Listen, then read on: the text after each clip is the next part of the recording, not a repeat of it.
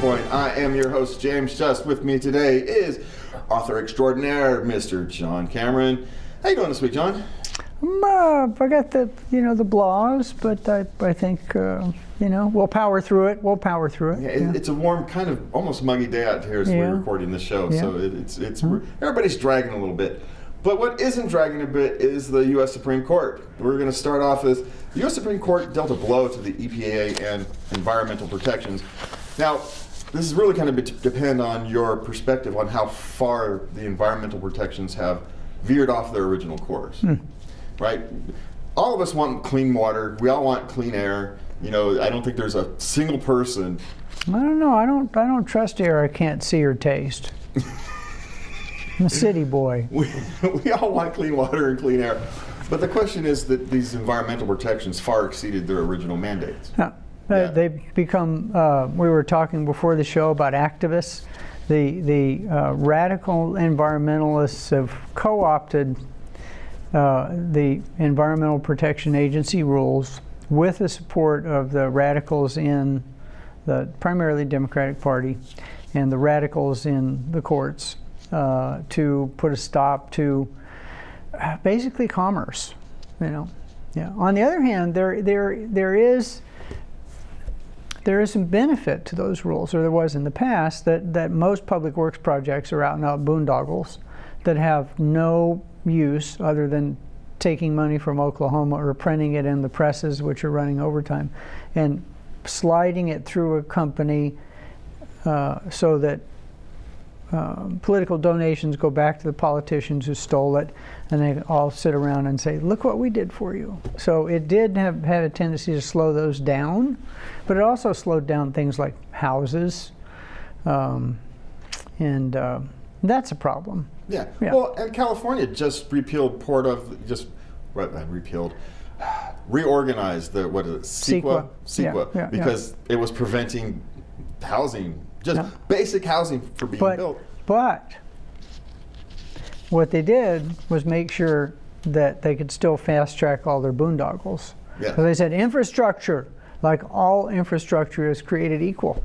Yes, and again, if you just want to build a single house, if you just want to, they didn't make that any easier. But if you want to make if the politicians want a certain development, they can make that go faster. But if they don't want that development, it's still going to have the same problems. Yeah. And we've seen this time and time again. They wanted to, the rich people down in the Bay Area wanted to build their own city, right? No. No taxpayer dollars they wanted. They just wanted the permission to build their own city. By Fairfield, Dixon area, They just wanted to build their own city, but no, we can't build their own city because... And so now what's going to happen is Fairfield is going to annex that property, and they're going to have development there through the county and cities and stuff, rather than why spend any tax... Does development does it spell graft somewhere? Yes. In corruption? That's the definition these days. You can't have a private individual just paying for everything out of their own pocket. I mean, without government's help, they'll get it wrong. I dripped some sarcasm on my shirt here. No, but there is, the idea that what environmentalists were doing was insisting that the radical courts, basically, if they got the right judge, then it worked. If they got the wrong judge, it didn't work, and then you try a different lawsuit. They were talking about upstream and downstream issues. So, like that pipeline that got built, then you can't build a pipeline because it will add to ozone that'll affect people in Zimbabwe or something. So it's gotten pretty ridiculous and far away from making sure that people didn't dump burning petroleum into rivers. So and like all government activity, like what's happened here in California with the run amok state air resources folks. There's 6,000 people working in the Taj Mahal that cost, I think, $1 billion produce. They imported granite from, I don't know, the moon or something. They have copper downpipes, yet they're concerned about the environment. The idea that somehow they're going to save the world by making gas leaf blowers illegal in California, I mean, it's just nuts. It's just nuts. Well, it's performative, right? It's got nothing to do. The policy working isn't actually the problem, isn't what they're actually intending, right? They don't care if the policy works or not. They just want to virtue signal to their activist base who will write them checks, who will continue to vote for them, who will support their boondoggle projects, and this is where it all comes from. You know, $32 billion for homelessness, and we got more homelessness. Yeah. But Newsom's friends are getting richer by the minute. And it's amazing how often they pat themselves on the back. They'll say, but we spent $1 billion on Project X, but things are worse. So you're spending $1 billion. You could have spent $100 million and gotten better results than you did with your $1 billion. Or just got out of the way. Yeah, or just get out of the way. Heaven forbid they do that. You know, and that's the thing, right? It's a little intervention is a good thing. A little bit of oversight, you know, to make sure people aren't. A little bit of honest oversight. Honest oversight. I have no problem with. Hey, did you actually do proper soil investigation so your house doesn't come sliding off a hill? You know, there's some basic. I got a different take on that. Well, I actually just want to make sure. I'm not going to check it. I just want to make sure you actually looked at this thing. So when you designed your house that's sitting on a hill, see, let's have a little debate on this. It's not going to fall off. In a rational world, you would want to make sure that your house got insured. Yes.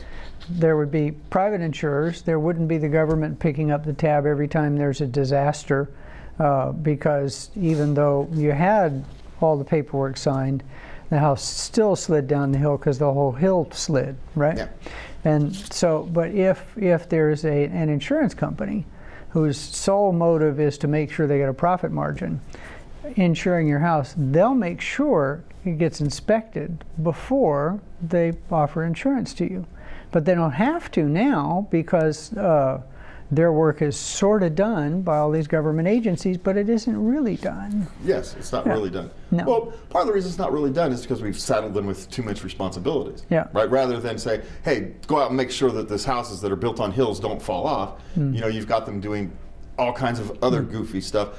Okay, what kind of tile do you have on your roof? What kind of, you know, what kind of grass are you putting in? All these various other things that don't really. Is your brown water, you know, somehow getting into the water table? Or does your bathroom have the proper ventilation in it? It's a concrete house. It doesn't need the same ventilation as a wood house. You can't build a concrete house in California because of earthquakes. Well, wait, we're not on an earthquake zone, but it's a California law. So, yeah, the various things that you have to go through. And in places like Sacramento, it's $90,000 for a basic building permit. So your $500,000 house, we've just right off the top, is $100,000. Wonder how often I've said this phrase on this show. I wonder if we could do it. An AI could search this, right? The whole idea of needing the government's permission to build your house, when it's not really that, it's simply another revenue stream for whatever area you're in, because they can't steal enough money any other way. Yeah, well, they can't steal enough money for their bloat. So Richard Fields had an interesting discussion this week about populism and socialism. You know, and so my question was for Richard was, is populism socialism? Is it the same thing? So let's see what Richard has to say this week. I want to hear his take on it, because I actually didn't read it. Read the other one. No. In the fields. For the last 50 plus years, establishment Democratic and Republican politicians have been systematically using massive deficit spending financed by Fed creation of new money to transfer wealth away from the working class and to themselves. It's called the Cantillon effect, where newly created money goes first to the politically connected, who invest it in assets which increase in value due to monetary inflation. A snapshot of how this works is the amazing investing proficiency of Congress critters compared to the rest of us, helped along by exempting themselves from insider trading laws. The working class and what's left of the middle class are getting pissed, and that's what's fueling populist movements on both the left and the right. Trump's MAGA and Build the Wall are simplified slogans implying that he will drain the swamp and fight the elites on behalf of ordinary Americans who have been stiffed. Similarly, Zoran Mamdani's promises of rent freezes, free bus rides, and city-owned grocery stores resonate with the financially squeezed New York working class and upper class voters who have propelled him to be the presumptive Democratic nominee for New York mayor. The Steelers' Wheel 1973 lyric, "Clowns to the left of me, jokers to the right, here I am stuck in the middle with you," is eerily prophetic. The clowns are the leftist populists who claim they can solve our problems by using socialism to steal from the rich and give to the poor and solve all working class problems. The jokers to the right are the right-wing populists who claim they can solve our problems by raising the cost of living, by kicking out low-wage immigrant workers and charging tariff taxes to countries who want to sell us cheap stuff. History has proven innumerable times that the nostrums prescribed by both the clowns and the jokers always fail. Always. That doesn't mean populist messaging and campaign techniques are inherently bad. Javier Milei in Argentina has used populist messaging and campaign techniques to put him and his libertarian compadres in charge of the country, leading to a resurgence of wealth and prosperity for everyone, working class to capitalist class. My question is, where is the United States populist libertarian in our time of need? I'm Richard Fields, and that's this week's Report from the Fields. See you again next week.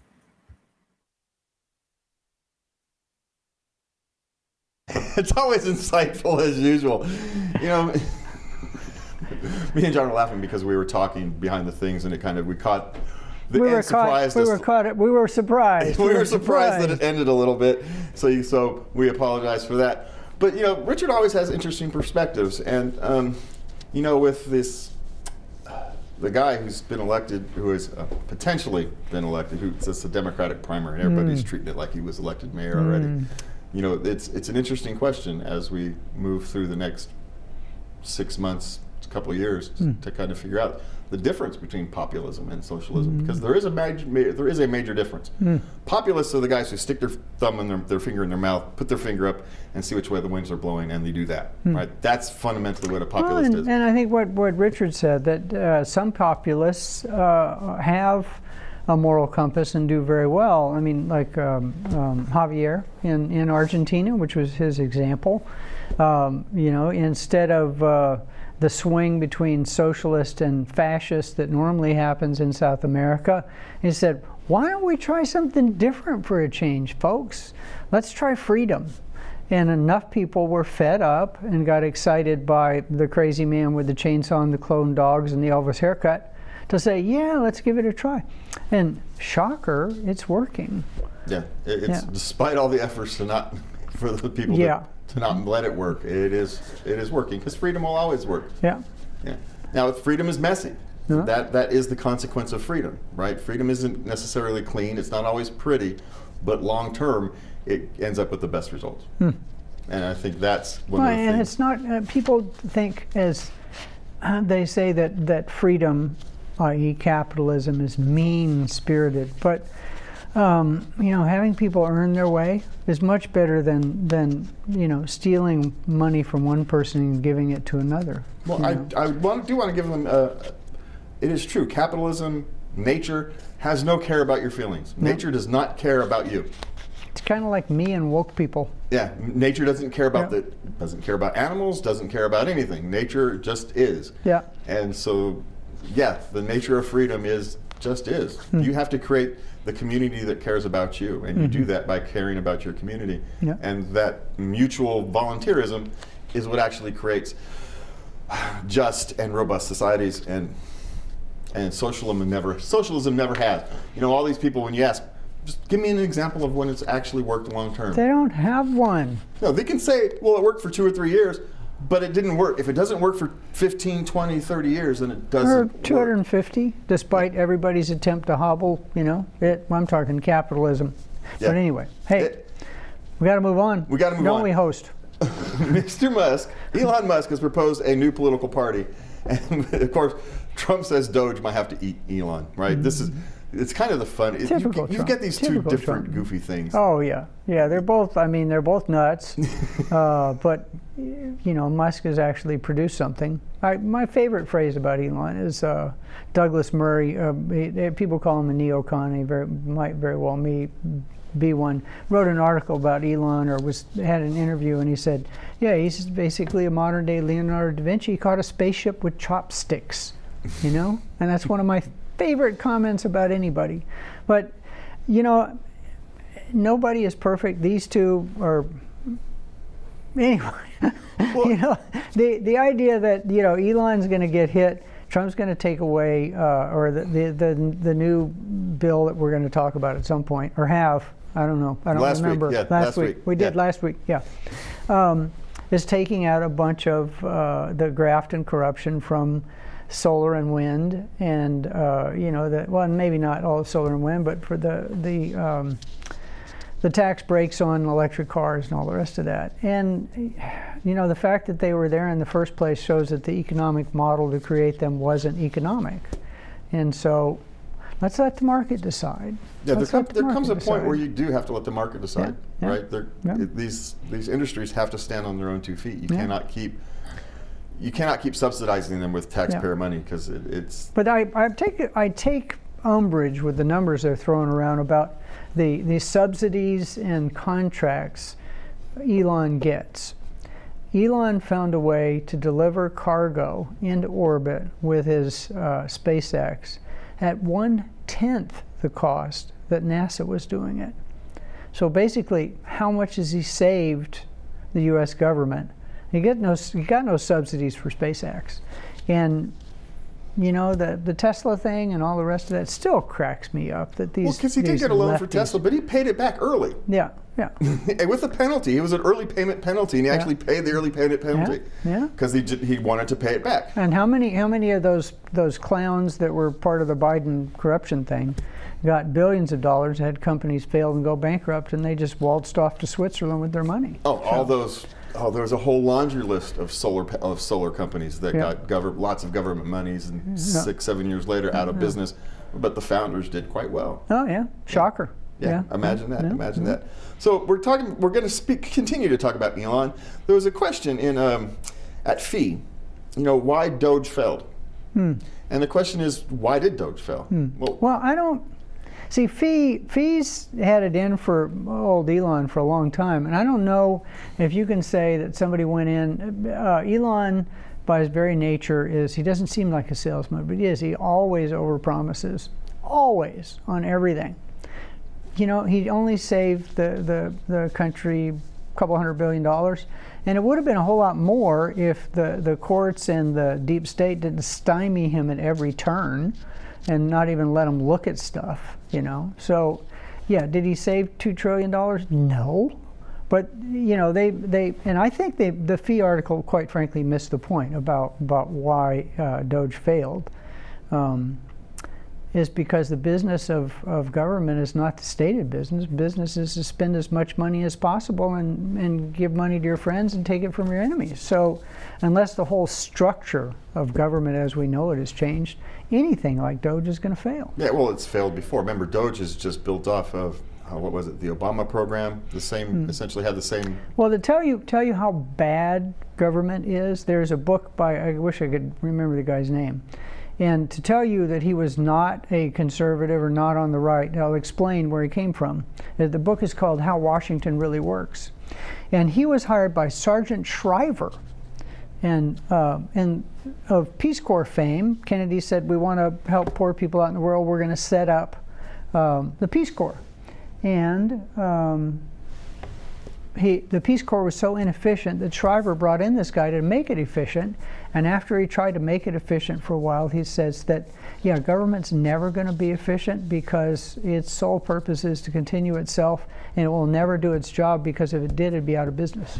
Yeah, if it did its job, it'd be out of business. And they always look for something more. Despite the fact that they don't complete their initial goal, they continue to find more and more stuff to do, and they layer more and more responsibilities on a bureaucracy and requirements that can't even complete the responsibilities it currently has, but yet we keep layering more and more responsibilities on it. And because you know what an elephant is, right? Yeah, it's a mouse built to government specs. So the question about DOGE failed is did it fail? It exposed a lot of silly spending, right? And if we can't even end the silly spending, we're failing as a country, right? Yeah. That is the That silly spending is actually illegal. I mean, there's a law on the books that if you're running a government contract and you make up stuff to acquire the contract, or fake the numbers involved in putting a contract together and don't deliver what you said you're going to deliver, it's illegal. It's basically fraud. And all he's trying to do is expose fraud. And for some reason, why would people be upset at somebody exposing fraud? Yes, because it's their graft, John. They're a bunch of grifters, and we all know it. We're going to speed round, John. We got less than 10 minutes. This next one's funny. We got less than 10 minutes, so let's get this through. California's deputy mayor tells a criminal gang to fight ICE. Yep.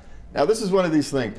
I don't care about this, but the hypocrisy of the same people who complained about Trump's speech on January 6th inciting violence have no problems doing the same thing on the streets of their own cities. Yeah. No, and it's hilarious. She's going after the cholos, and her term, she said, this gang that controls a certain neighborhood, she said, you call this your neighborhood? Why are you letting ICE in here? You need to stop them. So she's calling on a criminal, drug-dealing, violent gang to stop ICE agents, and I disagree with the whole ICE thing anyway. But asking, two wrongs don't make a right. Asking a gang to attack government employees is not really conducive to us getting along like neighbors. No, and two wrongs don't make a right, right? Yeah. We learned this since we were 3 years old, that just because someone else is doing something wrong does not give you permission to go off and do something wrong as well. Yeah. You get immediate self-defense, but beyond that, you keep your hands to yourself. That's the end of that one. All right, Obama's CIA director is plotting global censorship with Germany and Brazil as the crackdown on free speech is spreading worldwide. It's crazy. It's spreading worldwide. It's Brazil. They want to throw people in jail. They've got these crazy rules that are so wishy-washy. They can, in essence, stop any kind of speech on the internet, and then, of course, fine the internet platform that allowed the speech to happen. But the speech is so ill-defined. It could be something as simple as saying the president of Brazil is bad. It's nuts. Germany and other countries are censoring political speech and making sure that candidates who are seen as right-wing can't even run in their country, and making sure their message to the people doesn't get out because they call it bad. Now again, Germany's had a history of this guy called Hitler, so I understand their kind of hesitance to let somebody be in power that they think might have Hitlerish tendencies, but censorship is the worst one of the bunch. But what's interesting is they're actually repeating the Weimar Republic's playbook on how to create Nazis. Right? You suppress them. They tried to suppress the Nazis. Hitler spent time in jail. All the Nazi leaders spent time in jail. Yeah. All speeches were suppressed. Hitler wasn't allowed to give speeches for 2 years. Yeah. But yet, all that suppression actually did was give them moral authority, because they were able to go to the people and say, look, they're oppressing us. Yeah, and then once they came into power, they oppressed everything. Because the tools were in place. Yeah. They didn't need to put the tools in place because they were already there. And so, are we repeating this? Maybe we are, maybe we're not, but let's make sure we understand what the actual process was. Yeah. Because the censorship is the beginning of the process of oppression. And Germany, you can get arrested for complaining about your elected officials.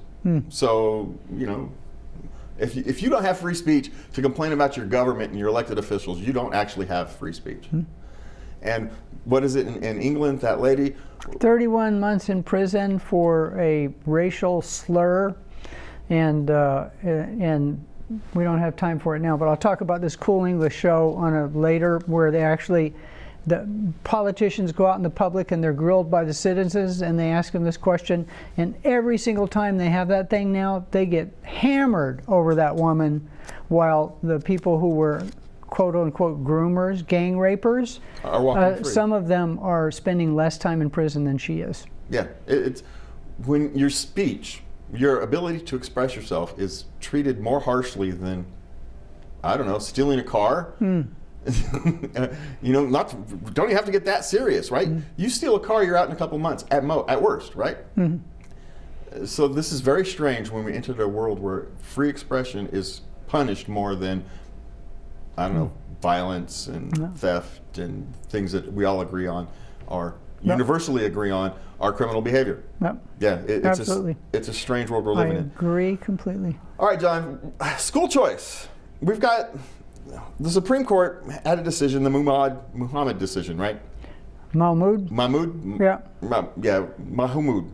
Yeah, I can't pronounce it. You know, I'm the worst person. That's all right. But anyway, it's the parents. There had some parents who wanted to opt out of certain educational curriculum, right? And the school said no.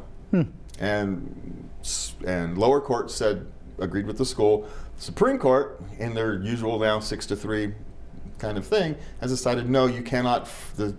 The school district cannot force you to take curriculum that you fundamentally disagree with. You do get to opt out.